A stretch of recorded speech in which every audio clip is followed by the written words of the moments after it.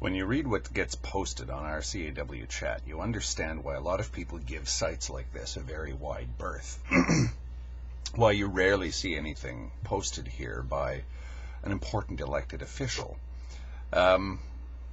If I were, say, on the bargaining committee, or I were the president, or on the executive board, or something like this, and I looked at this page, our CAW chat, and decided whether or not I was going to actually post anything there, certain things I would consider. First of all, who am I speaking to? Who is actually tuned in to this webpage, our CAW chat?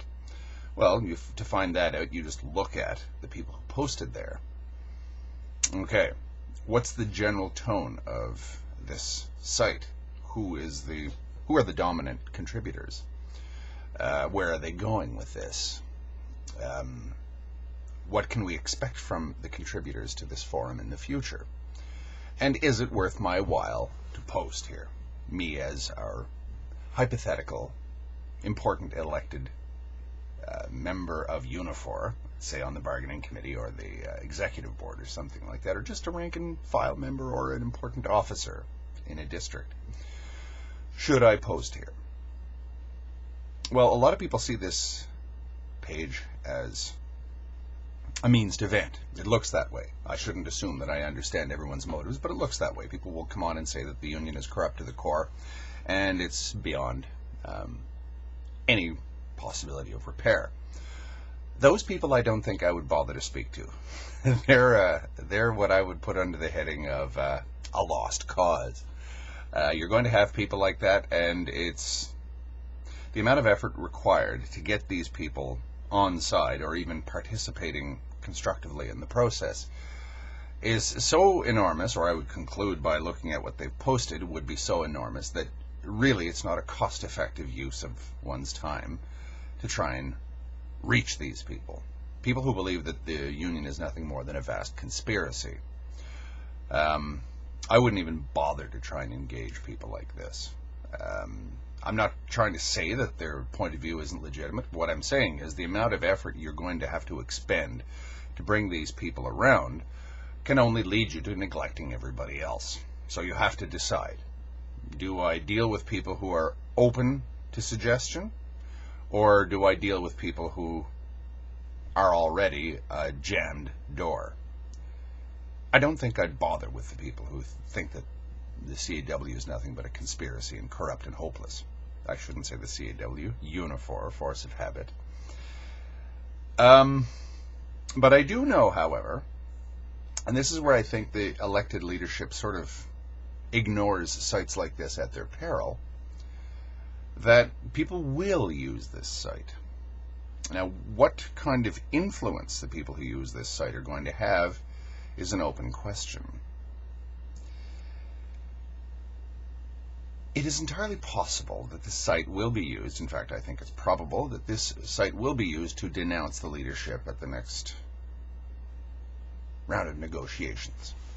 I think there'll be an awful lot of rallying of the troops here, but if and when we reach a tentative agreement with the company, under whatever circumstances, this site will be used by the usual suspects to denounce and cry horror at whatever the leadership negotiates, if they reach an agreement with the company next round of bargaining.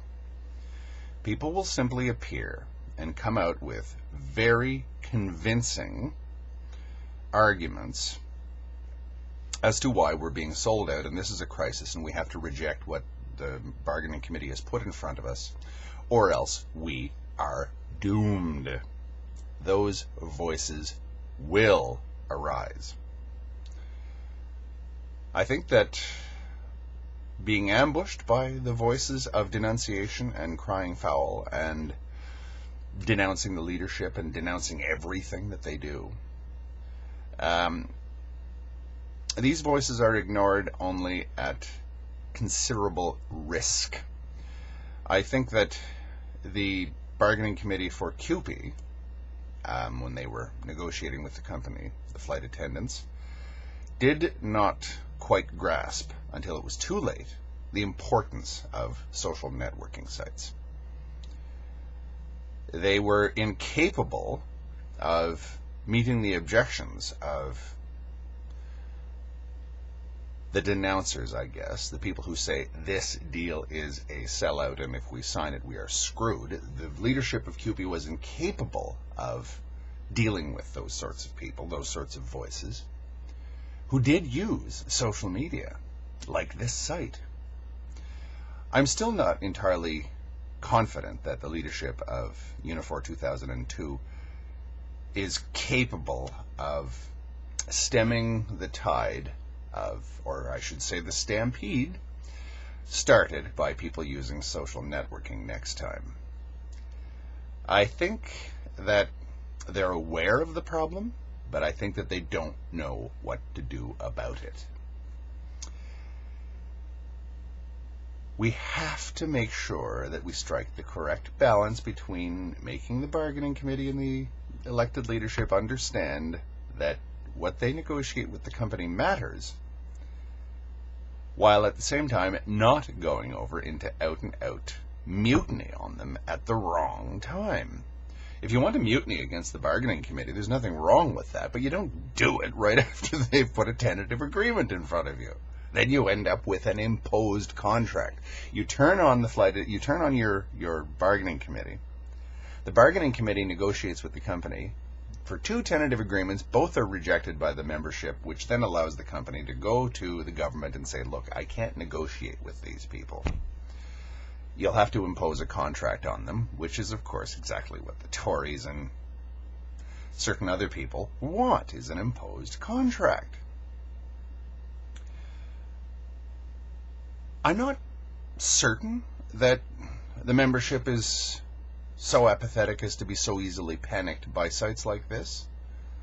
At least the membership of 2002. I find the membership of 2002 to be fairly level-headed and moderate, but at the last second, when people haven't been paying very close attention to what's happening, they may not have had the necessary debates to deal with the last-minute denunciations. I think that this site can be sort of used to anticipate the last-minute denunciations, say now, when we have a lot of time in which to deal with them prior to the next round of negotiations. And if we do that, we lessen the chance of a last-minute panic, which results in an imposed contract. This site matters, and if you ignore it, you leave it open to the people who will use it in less than responsible ways. I'm not saying that anyone should be silenced. Absolutely not. Ever. But their arguments should not go unchallenged. And I have every intention of challenging the arguments and, I must say, the insinuations of the denouncers. I guess I'm putting the denouncers, or the herd stampeders, on notice. You won't have a free ride the way you did last time. Hopefully we can make this site interesting for once.